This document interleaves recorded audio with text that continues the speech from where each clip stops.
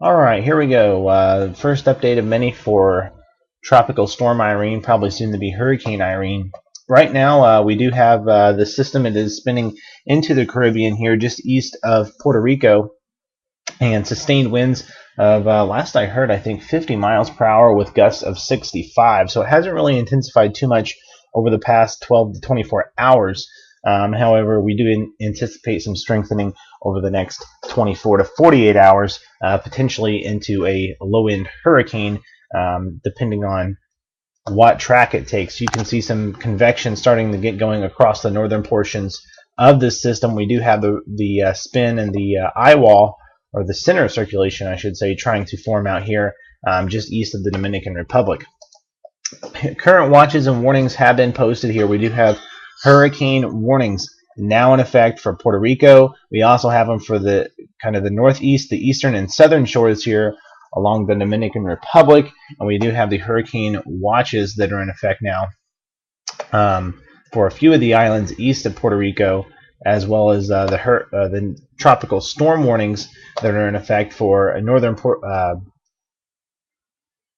northern portions of Haiti, pretty much all the island of Haiti that is in effect, and then the tropical storm watches that go on for some of the islands up here. So that's kind of the current watches and warnings. We'll see some of these expand north and westward, eventually getting very close to the Florida Peninsula over the next 24 to 48 hours, probably eventually including some of the United States.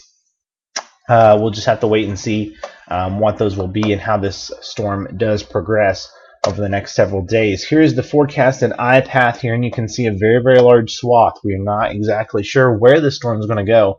You can see some of that if you go on the eastern side of the swath, it takes it out into the Atlantic. If you go on the west side, it brings it all the way up into the Gulf. And obviously right now, the very broad area. And if you go right down the middle, it's taking it, looks like just south of Miami, almost into the Everglades here as a Category 1 storm making landfall Thursday afternoon around 5 o'clock. We'll have to wait and see how this plays out. There's still a lot of things that are going to come into play here over the next several days and on exactly how this makes landfall.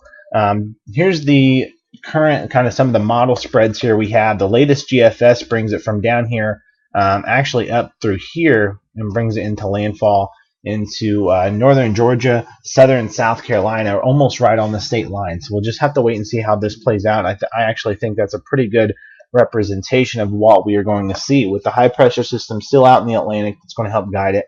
We have some troughs that are going to be coming through that'll help turn it north and northeast as they move off the east coast. I think this thing ends up more easterly than it does westerly. I think places over towards Miami, Jacksonville, Savannah, and a little north of Savannah, maybe even South Carolina coast, will be under the gun for this storm.